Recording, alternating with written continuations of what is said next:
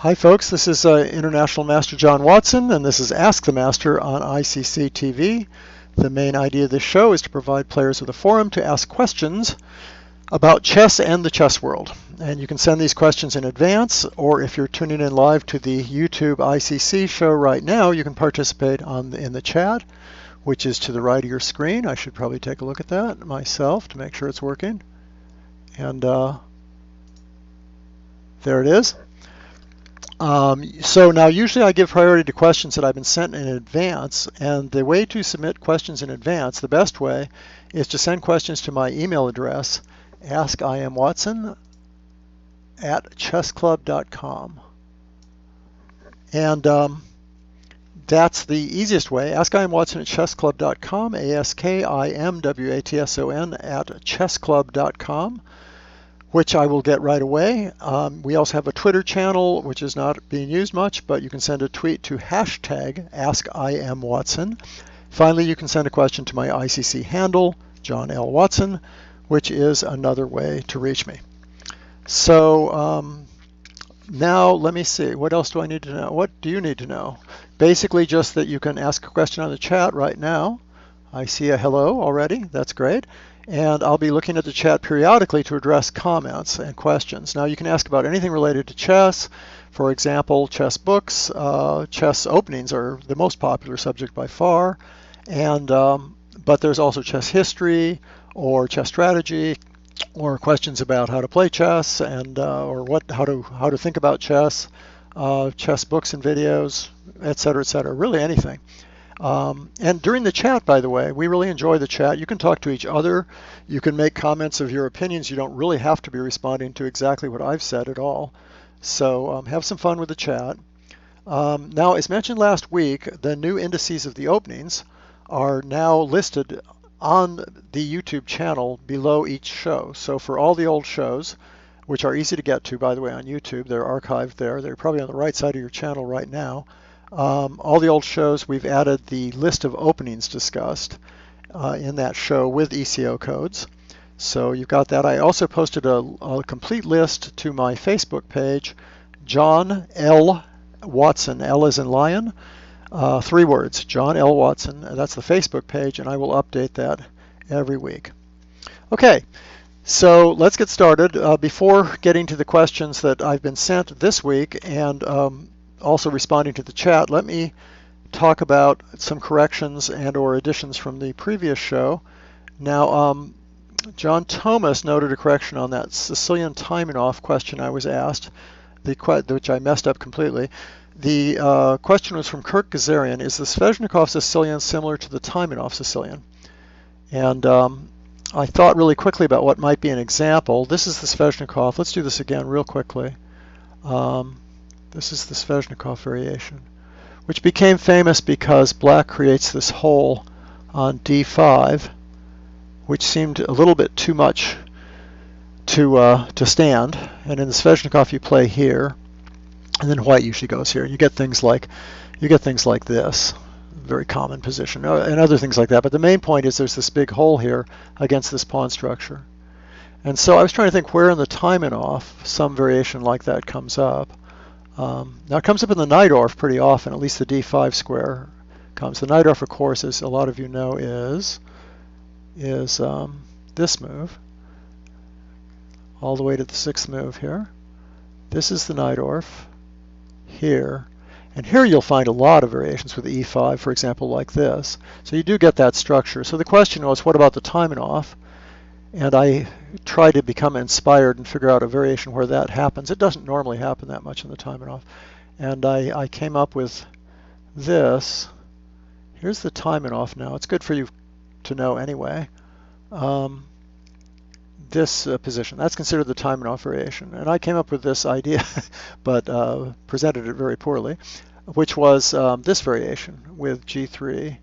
And then sorry, actually, let's not do this right now. Let's do this first, and that's what I forgot. I just forgot to throw this in. So, because it stops knight bd5, which can be very dangerous, and also bishop f4 in combination. And so the 2 moves I was missing was this, and then I showed this line, which this time is correct because I've got those moves in. but it was quite unsound the way I did it before. Now white wants a superior ending if the queens are exchanged, so black actually plays there instead, and white can go back to d3 or d2, and black usually plays this move and then plays e5. So that was my idea, is that it's sort of similar to the Sveshnikov. It's actually hardly similar at all now that I look at it, but at least you get this pawn structure, which is really not very common in the time and off. But the main point is I had forgotten these moves, which would be a tactically horrible thing because white could have played knight b5 and bishop f4. As actually happened in a famous game between Tal and Fischer, where Tal beat Fischer. I'm sorry, Fischer beat Tal because Tal neglected to play a6, and he had to play the move knight e5. And you go look that up. A lot of you might even be familiar with that already. Hi everybody. Hey, we're getting some hellos here. That's cool. So that's one correction. I'm not sure if I had other actual corrections. There may have been a few other topics that I should repeat again. Now. Okay, let's see if I can do some short things. I have a long answer to a question this week, as usual, a long analytical question, and I'll be addressing the chat. So let me just try and answer some things that are quick and brief. I was asked from last week what are some good London system books, and that was a chat too, I believe, or maybe that was even 2 weeks ago. And the main answer I would give is Cyrus Lakdawalla's London book. It's from Everyman. It's about the London system, and it's I think one of Cyrus's best books, maybe even his best book. It's really terrific little repertoire for white with a lot of good commentary and ideas. So it's probably. And then I was going to mention Kovacevich's book because it's not that old yet. It's a Gambit book, and it's also on the London. And they both recommend, by the way, the order with bishop f4, whether you play d5 or knight f6, playing bishop f4 first. And we've talked about that before, why that is. It's to avoid the c5 ideas, or at least give you more options against the c5 ideas. So that, and there's also a recent DVD series. There's many, actually, quite a few DVDs or videos on the London system. And one of them that's recent, though, most of them are a little older, is by Nigel Davies from ChessBase, and that's worth taking a look. I also, in my ICC lectures, if you can get those, I also talked about the London system and gave a little repertoire. But there are quite a few good books, but I think those are the only two that I can think of that are even fairly recent. There may well be more because the London has become so popular. It used to be just Gadakomsky was the only top player playing it, but now you'll see quite a few people playing it. And the other way to get information, by the way, about the London system is to go to Chess Publishing. I often mention Chess Publishing, but it's a website. It's a paid website. You can subscribe to either one of the opening sites or all of them, so it's a lot cheaper to subscribe to just one. So you could subscribe to the London opening section, which I think is D-Pawn Specials, it's called. So is that right? I think so. So it's basically about everything except for things like the Queen's Gambit and the Slav and things like that. It's about the sort of side systems. Okay. Another thing I've been asked about, both formally but also by my students a lot, is this game between Wesley So and Kasparov. And I thought for the fun game, maybe every week we have a fun game. So I thought maybe I'd show that. We always have a real quick short one. And a lot of you have seen this. It was called the Immortal Blitz game by various people, including John Henderson, who has a terrific column on chess every week. So here's the game. So just for fun, let's look at a game before we do anything else.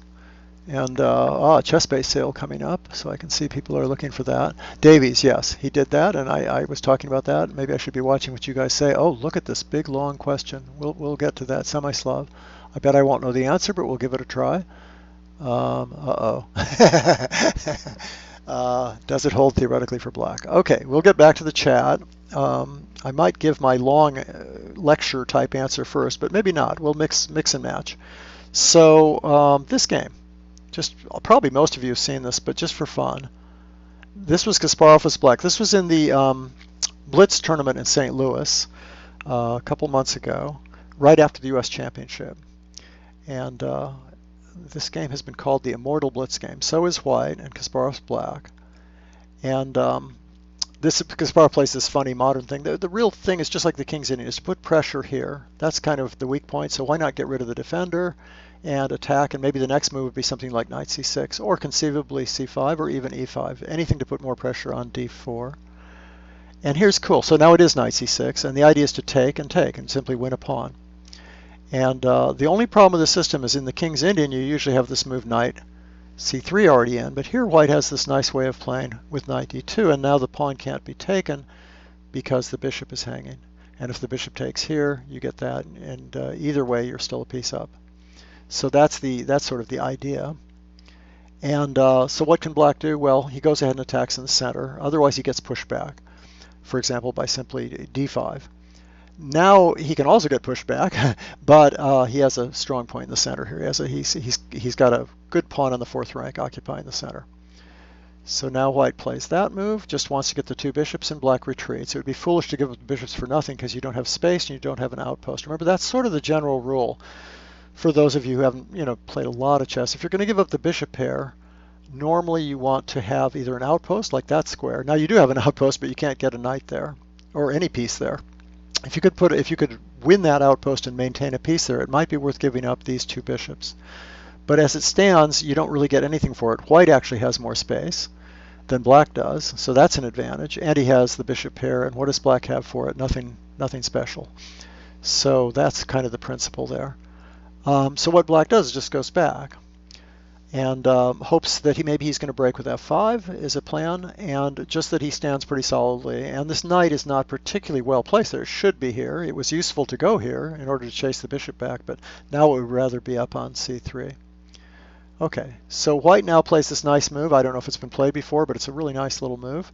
It's a pseudo sacrifice. Well, it is a sacrifice, pawn sacrifice, and black takes the pawn. One idea here is not just to have black take the pawn, but to have white capture, put a knight here with pressure there, maybe end up getting a queen over on this side of the board attacking here, and then going to a3, get all this pressure on d6, that's a vulnerable square, and open the c file at the same time. That's sort of the idea. Just get a queenside attack going quickly. And in the King's Indian, it's often very hard to get c5 in. You have to really prepare it. So, but in this opening, which resembles sort of the King's Indian, you get it in right away. Okay, so Kasparov takes this. Actually, I do have notes on this game. I forgot about that. Let me just see if there's anything I wanted to say about it in particular. It's from a couple weeks ago, actually. Let me see. Yeah, I missed a few notes already, but that's okay.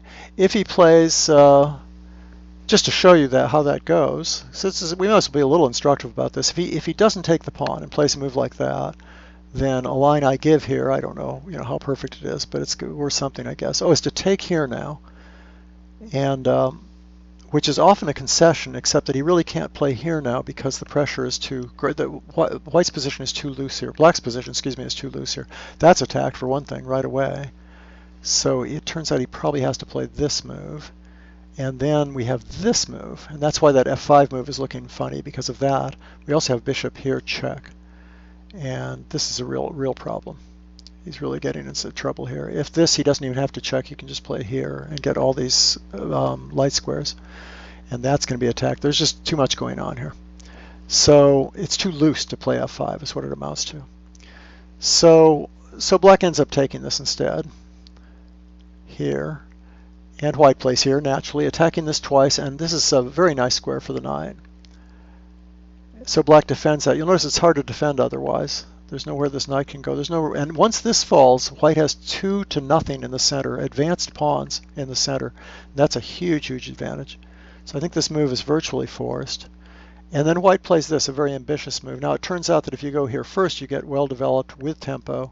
It's probably a better move, but we're playing a blitz game here, so you can't be perfect. This isn't quite as good, probably. But you play d6 anyway right after that. Okay, the knight retreats here, attacking here. The reason the knight retreats is that way, at least if white takes, he can't play check right afterwards and keep black's king in the center. So black defends his c-pawn, and white gets castled. So white's way ahead in development, but he is a pawn down. And black actually should have played b5, by the way. That was probably a better move on the 12th move. Oh, got some good questions coming in, so I'll try to hurry with this a little bit. But it's a fun game. That's a mistake. What black should do is go ahead and just simply take this and let white take. And I don't know, I have a variation here, but basically what happens is, well, to start the variation anyway, it's very simple. Now black can't castle, so he tries to get free, and white just comes back. And this position, even though black's a pawn ahead, white's really better. He has this nice square here, he has that nice diagonal, and he has open file, and black's pieces are a little messed up in terms of development. So this is a pretty good position for white, but not overwhelming by any means. Instead, he plays a mistake, which is this move. Now remember, this is blitz, so even Garry Kasparov can make mistakes in blitz. Everybody can. And now this very nice move, which Kasparov very possibly missed. And the idea is that, well, he takes it, and that's, we'll see the idea. The other possibility for black to try and survive would be that move, but it allows that, and it looks just terrible because the light squares seem to be falling. Now it turns out black could at least try that, although white would be better. And instead he takes, and white plays here on the file. Now you see real pressure happening here. So black's 2 pawns up, but he's getting some direct pressure on that queen and that bishop there. So white plays, let me see, black plays to defend, knight there, to defend the c6 square. White develops and, incidentally, has this sort of pressure going on. Black plays h6. It turns out that's a pretty good move because if, for example, he protects this pawn, which is another idea of white's, then we were already getting into sort of tactical ground here. Look at this move, for example. And then this move, and I think it's pretty much horrible because there's ideas of playing queen here, but there's also an idea of knight here attacking the queen, and there's no way to defend the bishop and the queen against what's a check, and after the check this bishop is coming in and everything's all over. So Kasparov avoids that by not playing a5, and instead he plays h6 because now he wants to stop that move. So he wants to stop that threat of takes and knight g5, and maybe sometime prepare f5 without knight g5 coming. And okay, now b5. I don't know if it's worth showing. Okay, there's a lot of lines, but we'll just look at this. And he plays that sacrifice anyway. So this is very nice. And then takes there. So right now he doesn't even have any pawns for his... oh, he has 1 pawn? Is that right? No, he has no pawns for his piece. But he's got a big attack because black still can't castle. And this is attacked a few times. And then I think the best move of the game happens. Black tries to force white to take that, in which case he thinks he can defend by just maybe protecting again and eventually coordinating his pieces. But white plays, I think, the only really great, well, for a 5-minute game, a lot of these moves are good, but even in a slow game, that's a very nice move. You're in the middle of an attack and you take 1 extra move. If there's anything that makes this game immortal, that's it. And of course, queen e6 is a big idea now. But he didn't have time to play that if he took, it turns out. So this is just a beautiful move. It's almost like a waiting move, but black has no way to stop the threats now. And just for example, if black tries to play here, white plays here, and I guess rook f6 could be tried. Oh, but then there's rook here, because this is pinned, and there's a discovered attack this way, so that would be a complete kill. And what else can he try? I'm sure he looked at these things briefly. Kasparov is an incredibly fast calculator. a6, queen e6 here, trying to give the exchange back is another variation. But white simply takes, and then plays this very nice move. Of course, he probably wouldn't. Now, this is something you might not have found in a blitz game. This beautiful move. Kind of an amazing thing, worth looking at. Now, rook takes, we've got that old problem again, that knight there, threatening mate. And there's nothing really to do about it. But bishop takes allows this move, also threatening things, and now there's no real defense here. I'm trying to think what he could try. Oh, he can try this, it turns out, but then you just take it. So there's no real defense here. You can check out these lines yourself and prove that, but this is all good for white. So in the game, just to finish this off, so all these beautiful moves. It's really a fun game. Black simply gets out of the pin, but yet another sacrifice. Rook takes. And check. Now he's on this, so you can't just move the queen over or anything like that. has to play there, and now another attacking move. And you might sort of think this is a little bit reminiscent of some old games, and that's in fact what was said after the game. Now this is pinned, so that means that this is a huge threat, and there may be other threats too. Well, yeah, there's bishop takes, check, queen takes mate. So black tries this, holding on to that c6 square, and is there anything left to look at here? Bishop takes e7, and at this point he resigns because there's no way to take it back. That one's pinned, and if he takes this way, there's this one, and that's going to be a very quick checkmate. For example, after that, I think you can just play here. So a nice little sacrificial game, and especially in blitz, obviously, it's particularly nice to be able to sacrifice a bunch of games against what many people think is the greatest player of all time. It's not, so must have felt pretty good about that. And the funny thing about this is people were calling this the Immortal blitz game and all that, and Kasparov in the game, after the game was told that, and he said, yeah, it's like the old games. I don't know if all of you will recognize this reference, but NN, it's the games like Steinitz versus NN or Morphy versus NN. He said it was like Morphy versus NN, NN being an amateur player who gets slaughtered in a simultaneous by Morphy, or even in an exhibition game by Morphy. And he says, so it's like Morphy versus NN, and I'm NN. So that was a nice, humble thing to say by the greatest player of all time. All right, just for fun. I don't know if everybody's seen that game, but I think it's fun. Now, before I go to the next question, I've got so much chat coming in, I should do that. I have a question about the Semi-Slav. Boy, this is going to be something. We'll at least put the position up for everybody to see, and I can always go to next week to answer it. It's funny, I'm really not a Semi-Slav expert at all, so this is the problem. I know a lot of openings, but I don't really know the Semi-Slavic. Well, not the main lines, not the main lines. I used to play Queen C2, so maybe I'll know something about this, but probably not because it's going to be out of date. Bishop D6. Now, we've seen these before on this show. If you go back and look at it, you'll see a little bit of commentary on these moves. Okay, and these days it's funny, after Bishop E2 everybody takes. They used to just castle here and play for the move E5. Also after Bishop D3, they would often just castle. But these days, in order to get dynamic play, I guess, they're playing this a lot, and then B5, which transposes into the line with Bishop D3 and B5. So here we go. So it's like the Moran variation that we looked, except black's already committed to this, and white's played this extra move. I used to play this for white, and I thought white was better, but nowadays I think everybody thinks black's okay. So white, let me see, what does black play? Bishop E7, right? Yeah. And castles. Yeah, I used to think you could just get this move knight e4 in and kind of hold down on c5 and maybe get a bishop here, and somehow you would have a quick b4 or something and be able to keep this pawn structure with white having. And I did even have a game with this, which I did well in, but that was 20 or 30 years ago. So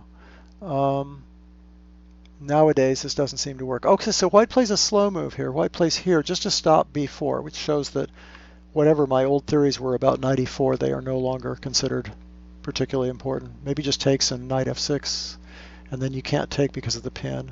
So I don't know what I played here. I might have played a3 myself. I don't think so. I played either bishop d2, or maybe I played knight e4 for some other strange reason that I don't remember. But at any rate, this is probably the normal move now, a3, or I wouldn't be being asked about this. Rook c8, going for c5. I always thought these positions should... Oh, and b4, which is the other plan, the one that... in fact, someone played this recently. Maybe you can tell me, Przutowski. This was played... Probably been played a lot, but it was played very recently. I think in... Maybe, I don't know, Russian Team Championship or the Candidates or somewhere. But yeah, I saw this game. Maybe you know what it is. Let me see if I scroll down. He might know what games these are from. Okay, he doesn't say anything about that. But the rest of the analysis is b4, c5. Oh, okay. So this I don't know. I haven't seen this. I think a5's been played there. But c5, wow, what a wonderful move. And no, I don't know about it, unfortunately. And then b takes c is so natural that I'm sure that's the right move. And then I guess bishop f3, right? Must be the point. And then instead of taking back where he has a lot of weaknesses, and there may even be some crazy ideas here, I don't know, like this, and maybe try to check and get a rook over here. Who knows? I bet this has all been worked out massively. So I wouldn't be surprised if knight takes and rook up with a huge attack on the king's side is a possibility. But I'm just, this is crazy. I shouldn't talk about this because I'm not an expert on this. I don't think you can check immediately. That doesn't look good. But see, all these pieces are swinging over to this side of the board, so it's very scary. So instead of taking back, white plays there. And the question is, I have a question about it. Does this hold theoretically for black? Or can white achieve an advantage? The answer is I don't know at all. I will look it up for you, but it's extremely interesting. If I was going to hazard a wild guess, I would think white would be able to get out of all this. This just doesn't look like a win for black. Is there some idea of this with a perpetual, or, with queen h4 try to get a perpetual? Looks like that might be the idea, because otherwise it looks too slow for, if black starts retreating now, it just looks way too slow. White's ahead materially and has the two bishops, and this is even a pretty good pawn. So I guess maybe here. You can tell me, by the way, you can just tell me in the chat what's going on here. Does this work? This is kind of cute. If he goes here, I think you just play here and you're going to probably get a draw. Now this is protected, so you could move the rook, but that looks looks risky, to say the least. Can you do that, or is that just crazy? Oh wait, maybe rook takes and queen takes. Whoops, that might work. Okay, so it looks to me like white has to play here. I don't know, I'm just making this up. Looks kind of like maybe a draw. So the question is, after knight g4, you can't really take this without a draw. What can you do? h3? g3 looks suicidal. It just looks, well, not suicidal, but it looks so negative. Anybody want to tell me about this position? It's probably, you could probably look it up in theory, I imagine. It's probably been games with it, right? Very cute. I don't know, maybe h3. Okay, so I'll look this up. That would be my first impression, and I could be completely crazy. You have to look at queen g5 takes, things like that. I don't know. So the question is, if this kind of tactic holds, I guess it works, but boy, I don't really trust it that much, but if people are playing this, it probably is sound. That's my guess. All right, great question. Very good question. Too bad I'm not your man on this, but it's fun. And it's fun for people to see what might happen, I suppose. Brand new DVD on the London. Yeah, I think that's the Davies one that I mentioned. What about the Zurich variation in the Nimzo Indian defense? We might want to wait on that a little bit because it's so complicated. That's a great question, though. I will definitely at least get to this next show unless I have time this one. Yeah, I've been playing the Nimzo Indian myself recently, so it's a lot of fun. Kasparov tweeted that he annotated one of his St. Louis games. I don't know which one. Yeah, he had some good games. Does anybody see the switch to the night mode in YouTube gaming option? Well, I don't know. Ah, okay, so some of you aren't getting the chat. I'm on it as well. Looks like Google's providing tech. Okay, so there's no more chat. If you can ask a more specific question about the Zurich, that might help because there's so many variations. Maybe if you can just add a little bit more detail there, would be nice. Okay. Wow, look at all this other stuff. Okay, so my chat was kind of bouncing up and down. How interesting. So there is more stuff going on here, I think. Caro Kann has been reading Gawain Jones' book on the dragon. Perhaps he'll play it in his championship matches. Kasparov did in 1995. Excellent comment. I have a feeling that Carlsen will know at least as much as Gawain Jones says in his dragon book. Might read it himself. I know that Carlsen, of course, played the A6 variation of the dragon, the Dragdorf. So that would be Carlsen. So that would probably not be the right line to play against him. If he knows this is public, he knows Carlsen will see it. Yes, just mind games. Good point. Yeah, they're playing around with. I don't think maybe it forces one of his seconds to look at those lines and come up with something. Knight d5 is a move according to the database. Ah, thank you. Knight d5, and of course I didn't even look at that. Let's see, can I get to that? It would be right now. Oh, yeah, attacking this and ready for queen g5. Okay, maybe that's better than the one I looked at. I'm still curious about the one I looked at. Imagine you just take this, let him take here, and then you go king h1. And what's the score here, did you say? 72%.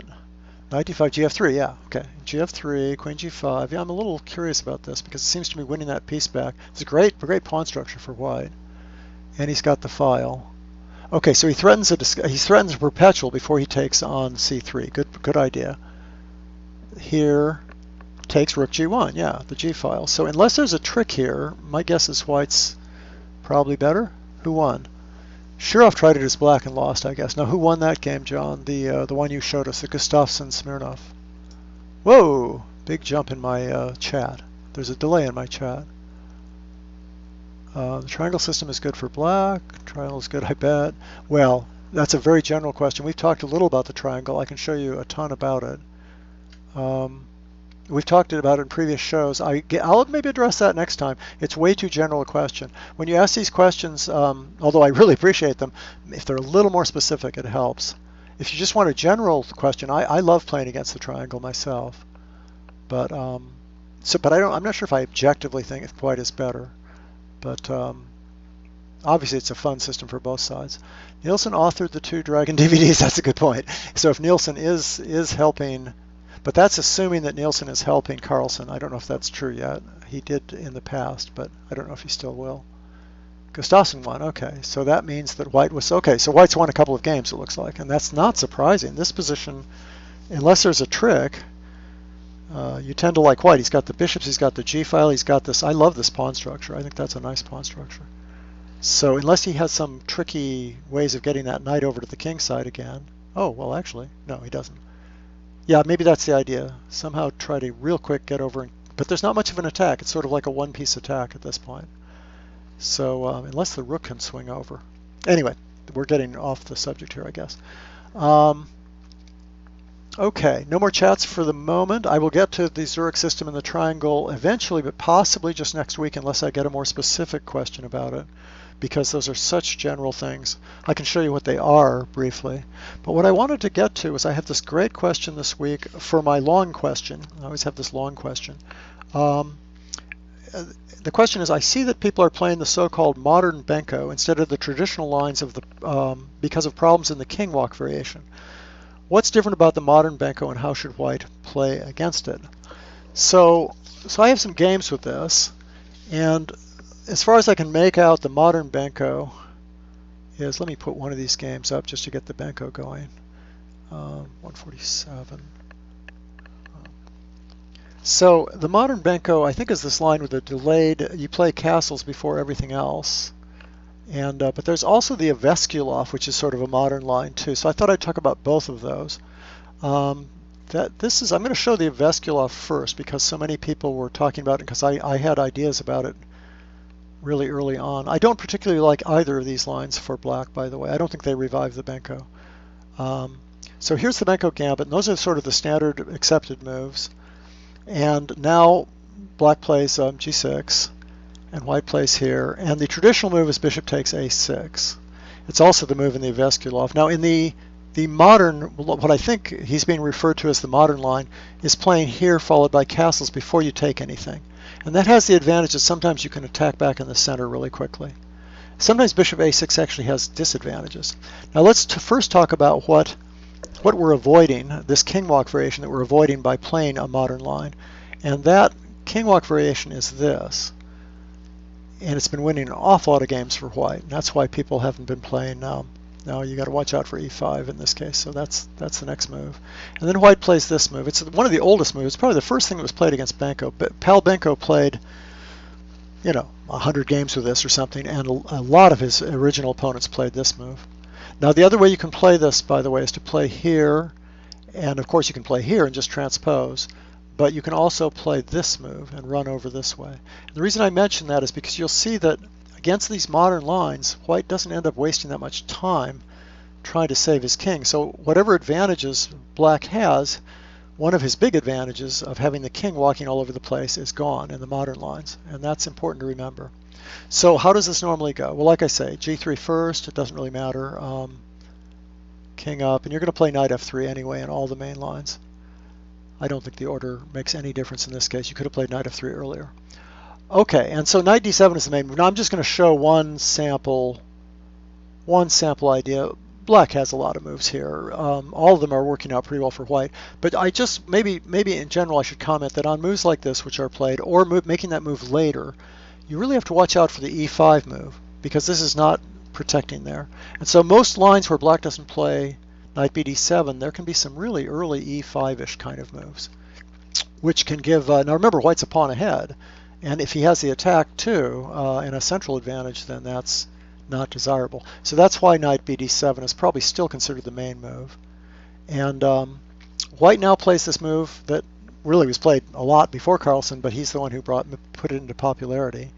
And now there's probably 8 or 9 moves that black has tried. But the principle is the same, that white's going to kind of try to block up the queen side. For example, moves like rook here, and all of a sudden there's no targets for black. That's the idea. Pieces come out, he consolidates, and then he just wins because he has the better center, and he has an extra outside pass pawn.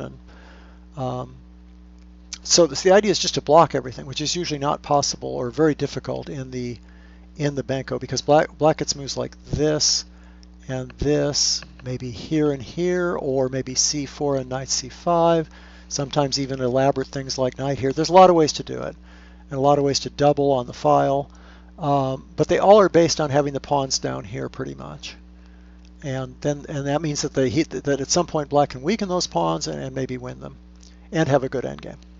So the idea of a4 is that you're not going to let that all happen. You're just going to consolidate the position. If you could put a pawn here, maybe a knight here, and another knight here, then you could be well on the way to winning the game, because then you can prepare to break in the center or something like that, and you'll and this bishop's actually quite a good bishop.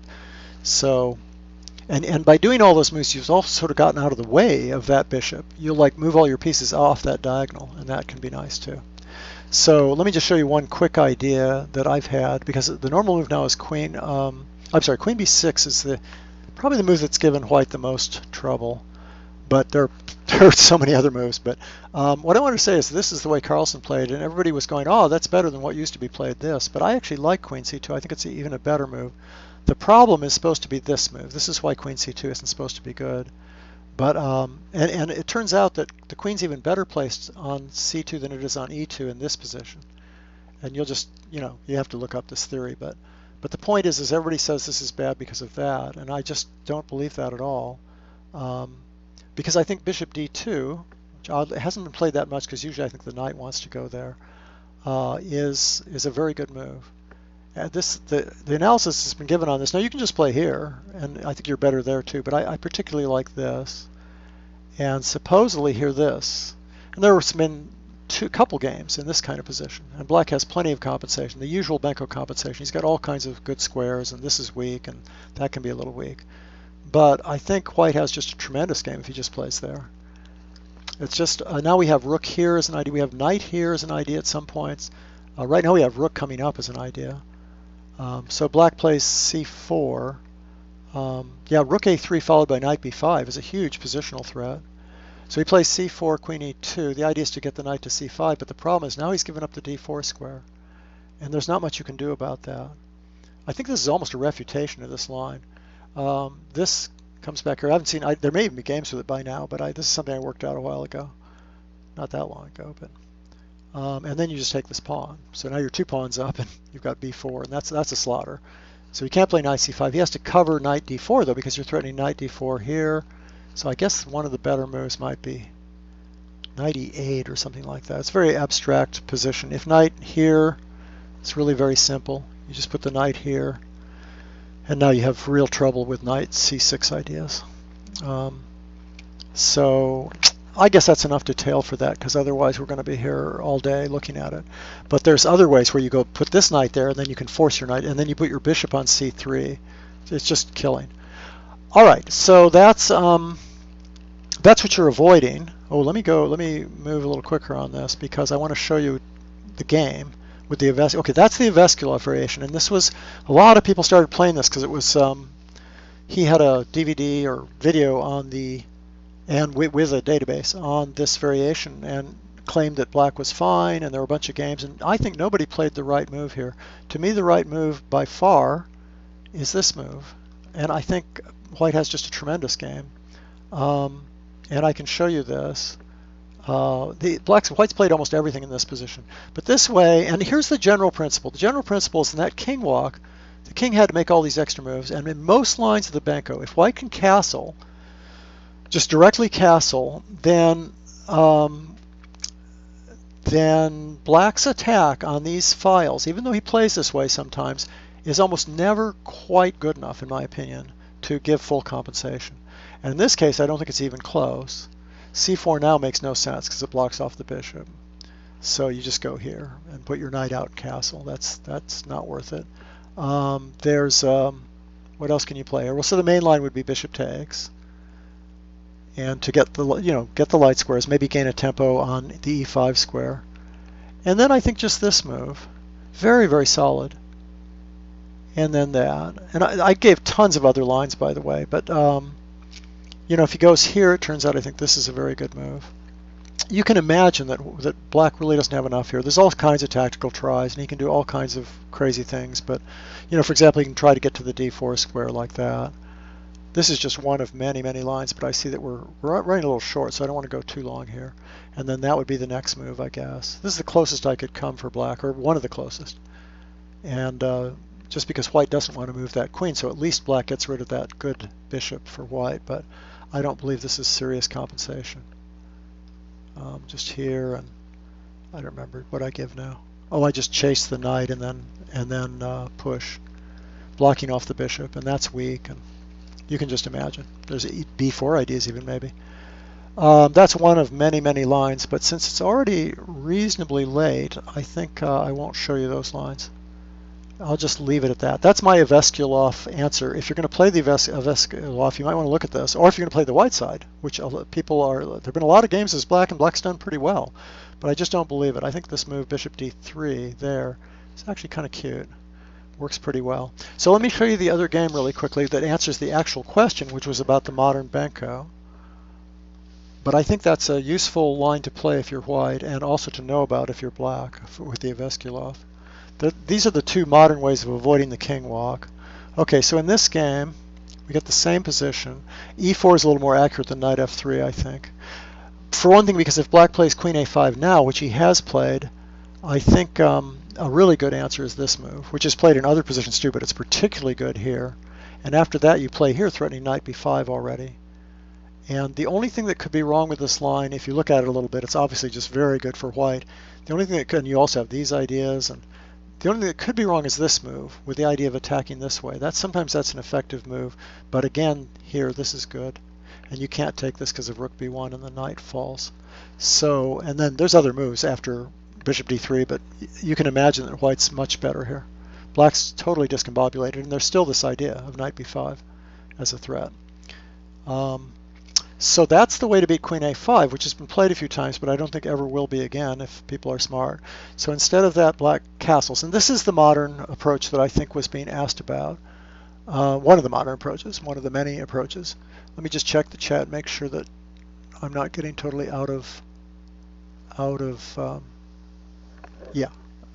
missing very important things or comments on this position. Okay, so in this game, this is the newer move. I don't trust this position at all. I think that White sort of just has everything he wants, and as I say, he's going to be able to castle without moving the bishop.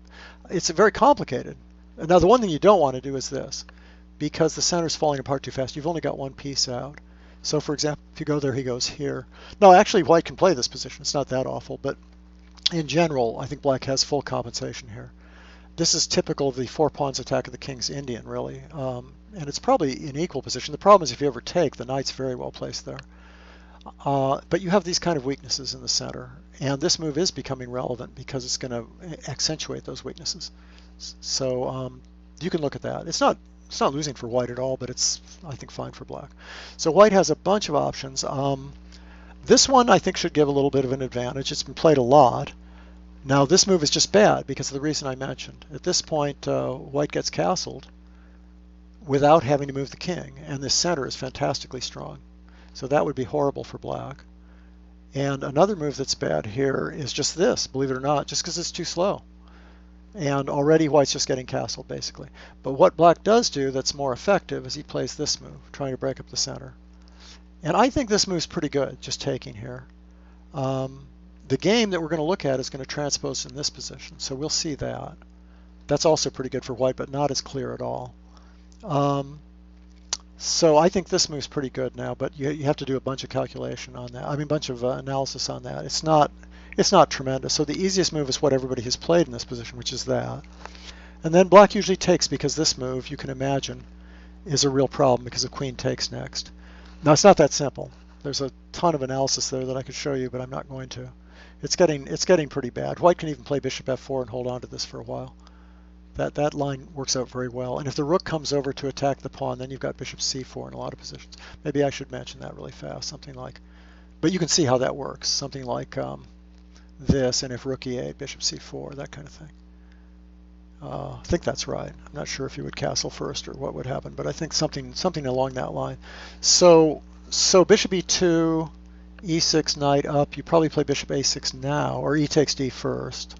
No, e takes d is e5. Excuse me, I just showed you that.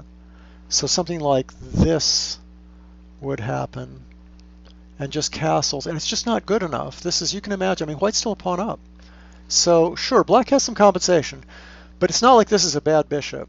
It's not like you can get all your usual Benko moves in on the queen side. And you know, white can just put the queen on a nice square. Maybe rook e8 would be played first, and bring his bishop out. And I think, sure, black has a little compensation, but certainly not a pawn's worth.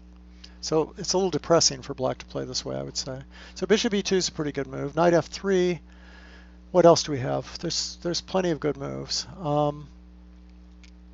Yeah, there's some theory that black can try also against bishop e2, but I just think if you look at it, black just has a good game. White has a good game. He has to play carefully. This is also an interesting move, again, as usual.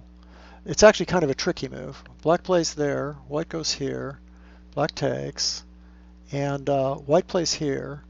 And it looks like black's doing okay, because it looks like he's winning these squares and maybe stopping white from castling easily. But now you actually just retreat voluntarily, because you've lured the queen to coming out here, and now you're threatening knight b5 again. And I analyzed this for a while, and I think you'll find this is better for white too. Paradoxical move, bishop here and here. That's why black doesn't take that quickly. And in this case, you kind of lured him into playing both queen a5 and bishop a6. It's a small advantage, but I think it's a real one. You're just going to play here in castles. It's that simple. So the game, just for the record, went a7, which is a popular move now, and even this gives white a little advantage, maybe not quite as big, but I think it's a definite advantage. Now you can play bishop e2 again with a little advantage. I would show you that except for the time situation. So let me show you actually what happened in one of these games. Now most people seem to think that f takes e gives white a little advantage, so this move is analyzed by people, but I think incorrectly. I think it's not that surprising that white has a little advantage here. He's still a pawn up, and that's a little bit weak. And this move has been recommended and analyzed. But I think it's a lot easier to play this move, because it discourages knight b4. Now knight b4 is still a move. It's kind of the obvious try because you're trying to win the bishop pair here with knight check. But in fact, this is just for tactical reasons. Now black would have enough compensation here because he has bishop here. He has maybe moves like the knight can come into the center. The rook's pretty active, except just concretely, this isn't working because of bishop c5 with tempo. And then, I don't know if I analyze this. After that, you can just chase the rook away. All of a sudden, it's two pawns. And you have this nice move. The rook has no squares, really. That helps, too. And then you've got this move. Now, knight e7 check is a big move. And you can just defend your center, and you've got two passed pawns. So that's just kind of a slaughter, I think, or at least a very good position. So knight b4 doesn't work, but what does work? So I just think a3, and now all of a sudden black has a pretty poor game. Probably knight g4 is the best move, and then it protects that square. And then I give some analysis here, but you can kind of imagine your next thing you're going to do is just chase that back and play the knight down here, where it can go to an outpost square on c4. Black may have a small amount of compensation, but almost very small is the problem. It's just not enough. So that's my solution to that line. So that's maybe a really long answer to the modern Benko question. We'll go a little long today to make sure that other people get their questions in, assuming we have other questions. Yes, we have the what do you recommend Okay, so back to the chat. What do you recommend for maintaining your repertoire safe for a player 1800 to 2200? Do you recommend software? If so, which? Or perhaps manually creating a tree in a text file? I definitely think you should get software. It's so much faster, and it's so much easier to play it over once you've put it in. You can just flip through the moves. If you have ChessBase, and I know it costs a little money, but you can do so much with it. What you can do is you can have all of your repertoire in various games, and then you can merge other games with it, especially because you say maintaining your repertoire. So you can merge your new ideas with it, or you can take a game and simply drag it over into the current game and then analyze it. You can put an engine on it to test it. You can't do any of these things with a text file. So unfortunately, I think a text file is getting really out of date. You can get a PGN program and just use a PGN file too. So yeah, I think that would be my question. So that'd be a strong answer these days. There is no reason to waste your time using text anymore. It just takes way too much time. So okay, and then there's a recommendation CPT. I don't know what that is, but it's apparently it has you make repertoire trees. Okay, and then someone else, there's a recommendation. He has a videos on chess position trainer. Thank you. That's CPT. So you might look into that. I've never seen that. So that would be what to do. ChessBase is your best bet. Yeah, that's for sure. Of course, there's an investment there, but it's worth it. If you want a free program here, John says maybe that has 75% of ChessBase's features, try ChessX. John, can you merge analysis with that? Can you just drag some analysis into some other analysis? That would be the most relevant question, because that means your repertoire is incredibly easy to keep up. You want to answer that, or said I don't know if you know that. ChessX is nice. We have a thing. Is this the Benko Gambit? Yes. And thank you. You're welcome. Okay. Now let me see. What else do we have here? Let me see what I've got going on here. I'm a big fan of your books and have all of them except the latest, which I haven't got around to buying yet. My question is, have you any plans to bring out any new editions of your books on the English opening? These are favorites of mine and would be timely, as the opening seems to be having a bit of a renaissance at top levels these days. And I guess the question is, the answer is I don't really have any plans to do that. It's an enormous amount of work because the English is such a vast, and I covered the English from white and black's point of view, so I covered every system. Now I do have my third volume of Mastering the Chess Openings is not that old, maybe three years old, and it's got a complete coverage of it's all about the English opening, and it's 350 pages or something like that. So it's got a lot of thoughts and ideas about the English opening, but it's not a repertoire book, and so it doesn't give you an exact. You have to hunt around in it and learn about it. It's more of an idea book, but it has a lot of examples and a lot of original analysis. And some mistakes. All these books have some mistakes by everybody, as it turns out. So no, I'm not planning to do that. I'm trying to think now what exists now. You may know about the Marin books, which is a repertoire with an early G3 move. And I've mentioned before, these are not my favorite books. I don't think they're that great. There also aren't the most interesting lines in the English, because they're all kind of slow positional lines. If you're a tactical player, it wouldn't be as much fun. And you can play the English tactically, as just ask Kasparov or any number of other players. Well, of course, in the old days, Ullman, but I played it very tactically when I played it. So if you do want a good book on it, there's three volumes of Marin's English series. And he also gives how to play against a lot of the irregular sort of things, like the Reti opening he has you playing as white. So that's, it's a good series, but unfortunately there's nothing really good on the English right now that I know of. I don't know if anybody else has a recommendation. So yeah, okay. So we got an answer about that program. So PGN. But John, why is it 3 volumes? Yeah. Why is it useful to have? You might want to answer that for his chat. What features would help you as opposed to just having any old PGN? Oh, because searches. You have the search feature. There's the point. But can you kind of merge games into your main game? Because that's the thing that really makes everything fast. Do you happen to know? I don't know if anybody knows if you can do that. Because to me, that's almost the best thing about ChessBase. Not that there aren't many good things. All right, so that was a question about the English opening, and I'm not sure who's even planning other books about the English opening. It's very hard to write about, and I think the best thing that people can do is write very short little repertoires about it for white and for black, and you'll see those in, for example, Chessbase has a bunch of videos that are either for white or black. I think Simon Williams, that's right, he has a English opening series, and so does DaCosta, Loren DaCosta, and Murphy, I think is his name. And I've looked at both those, and I hardly remember anything about them, but those are two things you can get in video format for the English opening that might increase your knowledge about it. And of course, some people, it's fun to just look at a video of someone talking about it, and they think they're both chess-based, I believe, so they both come with the games. So they come with the analysis and the games. So I might look into those. A little pricey maybe, but I think they're really good and fun, and it's a fun way to learn. Those are fairly recent, within the last couple of years. Who else has done the English opening? Anybody else have any thoughts about the English opening? I'm trying to think who else has done something recent about it. Seems like there's other videos too. There's maybe a Spanish player who did a video on some English opening. There's also the black side of the English is covered by Boligan in a video series, and also by Bojkov, I think, in a video series. They both have E5 videos.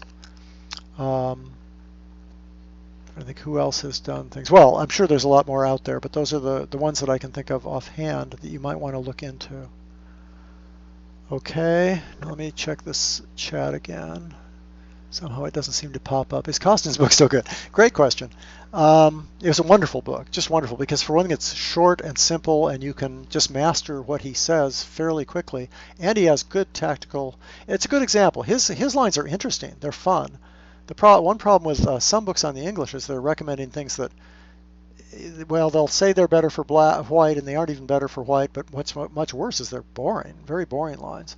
And Costin gives all kinds of interesting, fun lines, and most of the lines he recommends I think you could still play. And this is years ago. He wrote his first book on the English. It's called The Dynamic English, I believe, and he wrote it, gee whiz, probably 25 years ago or something. I'm just guessing. And I don't think he's rewritten it. He's been asked to rewrite it many times, but I know because he's on Chess Publishing. He runs Chess Publishing. And it's just a wonderful, wonderful book if you can dig it up. And I think some of it is still highly relevant.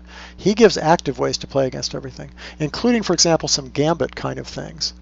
I'm probably going to mess this up, but for example, against something like the Slav, which bothers English opening players, he, of course, we can play this because we've looked at this quite a bit over the last couple of weeks, just the Caro Kann with C4. But what was I going to say? Against these kinds of things, Slav defenses. Oh yeah. He gives. Now I'm going to get this probably wrong, but basically he allows d takes c4 in all kinds of positions, and then he plays this gambit. Djindjiashvili used to play this way. And then he plays this gambit with b3 on top of that. So I mean, even if he took this right away, for example, which I don't think he does, but you might get a position like this. And the idea is to get your pieces out really fast and get d4 in unopposed.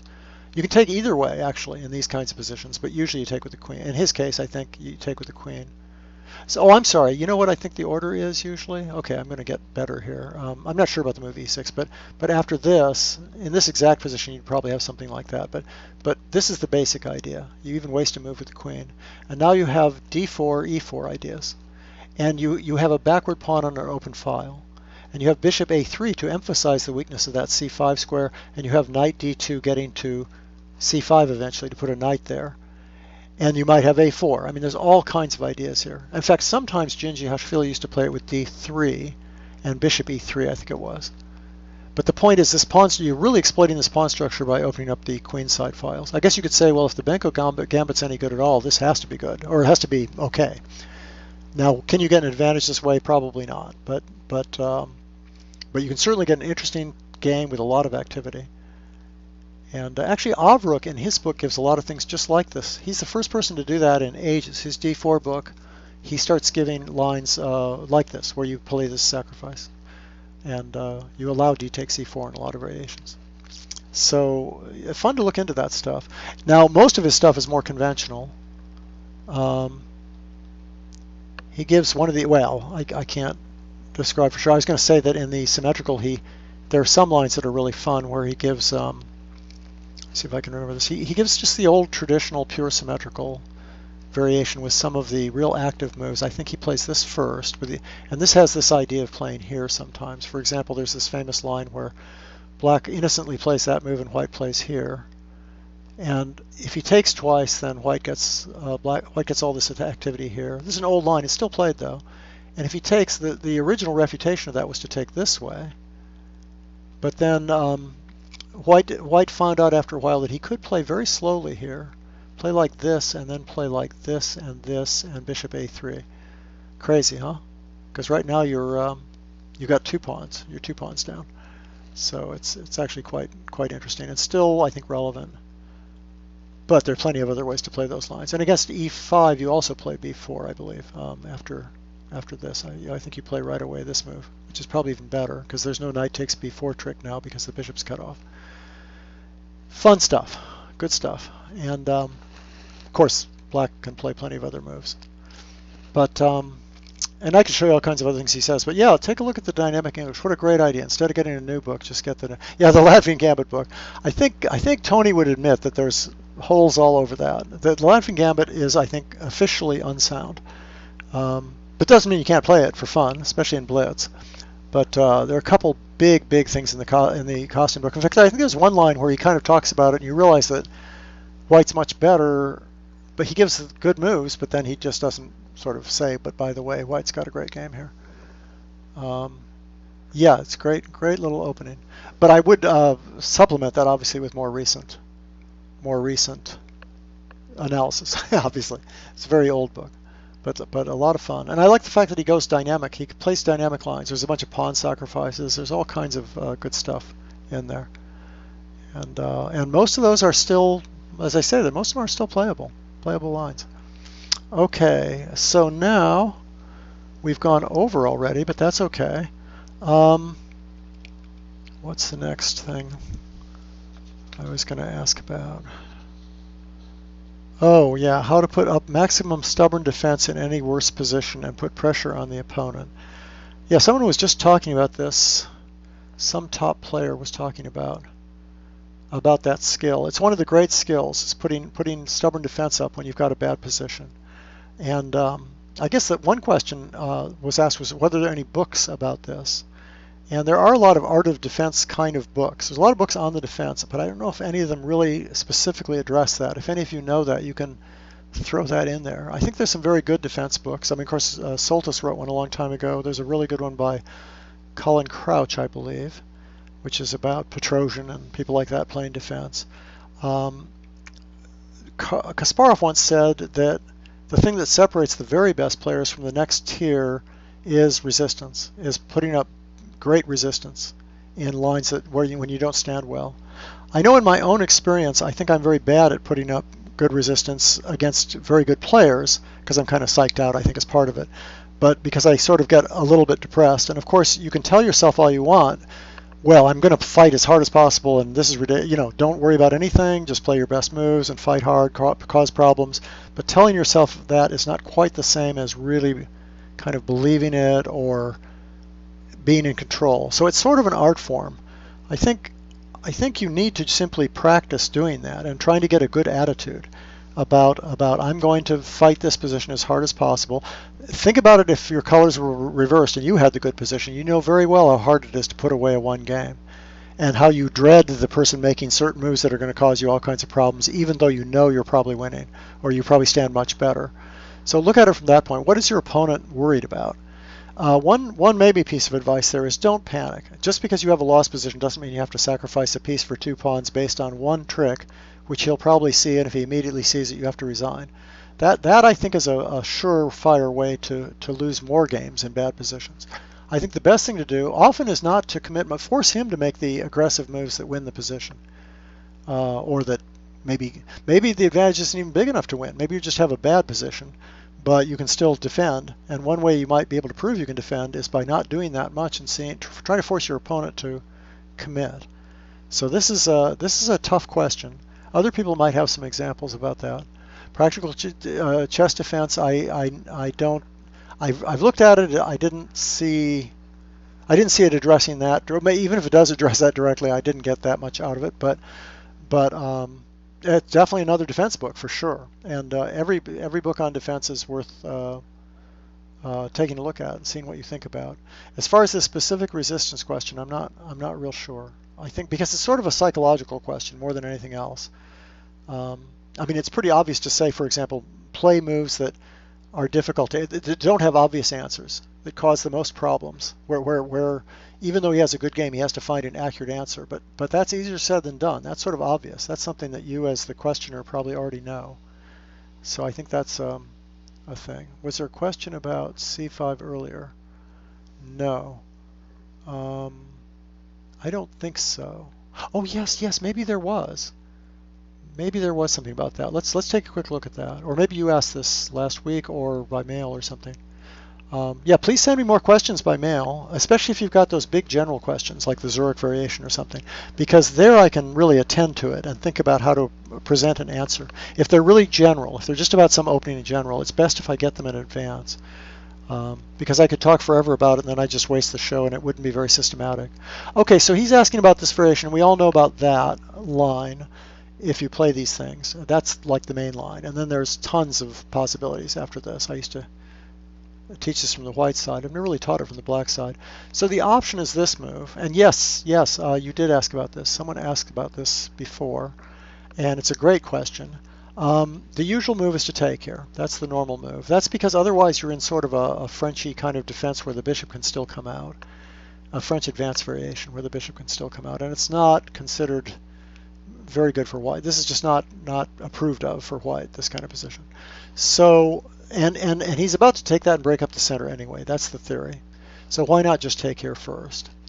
And then there's many moves. If black plays this, which was recommended in Huska's, Jovanka Huska's book, then white usually plays that move to defend it. And there's all kinds of theory, and black maybe is okay and maybe isn't. But I always thought in this position you could play as if it's in a reversed French. And white's a tempo up in one of these lines where he plays with queen g4. Just for example, I think you can play this move first and then play here. That's as if black takes, which he probably wouldn't, but then play here. And then you've got your queen out before you make moves like knight here and castles and rook e1 and, overprotecting this pawn. So black instead of that plays either knight d7 or knight c6, I guess. And then I think play here maybe, get the bishops out before the knights. And once again, if this, I believe you can play this. Even though there's this double attack, it's not very impressive because taking here is just a gambit anyway that white wants you to play.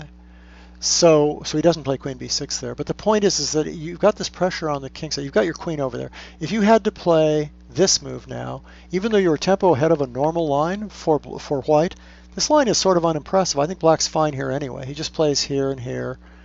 And now you can play this way. You're a tempo ahead of a known variation of the advanced variation of the French. But it's okay for black, I think. The key is if you can get this queen out here, that's really special.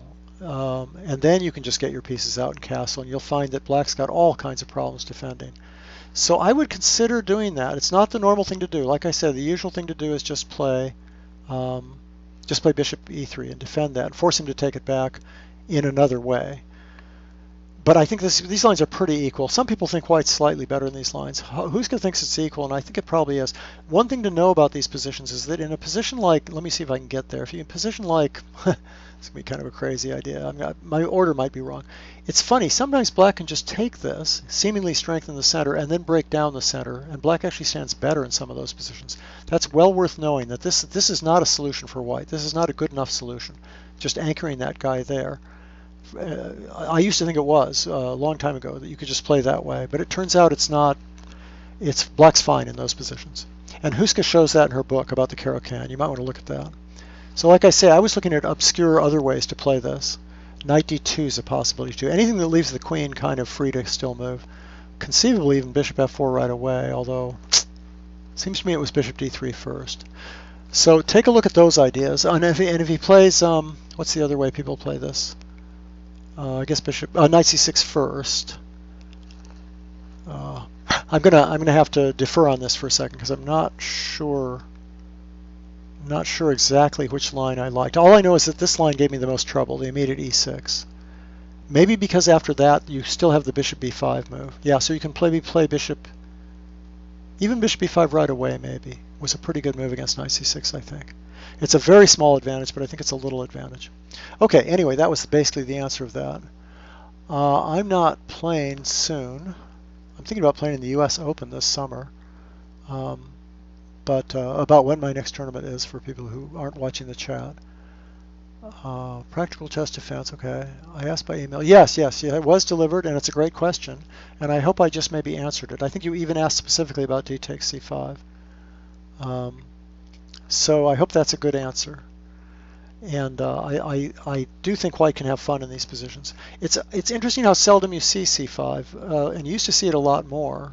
So maybe there's also something about these main lines that's supposed to be a little bit better for white. And all people want is a small advantage these days. So there may be some, there's some tiny way to gain a tiny advantage here now that didn't used to be thought to be true. I remember this in the FIDE World Championship knockout when I was with Tal Shaket. I was coaching him, and of course the Americans, we were keeping track of the Americans. And Alex Yermolinsky played this as black against Stefan Kinderman. And he lost a couple of games with it, or at least he didn't get good games. I think, and he lost that match, and it was partly due to this. So I always was kind of suspicious of black playing this way. But that was sort of the main line. That was with, I think, knight c6. And also it wasn't that convincing. I mean, it was probably theoretically okay, but I got the impression that in practice it was very difficult for black to play these lines. So anyway, what you'll see still is mostly this move.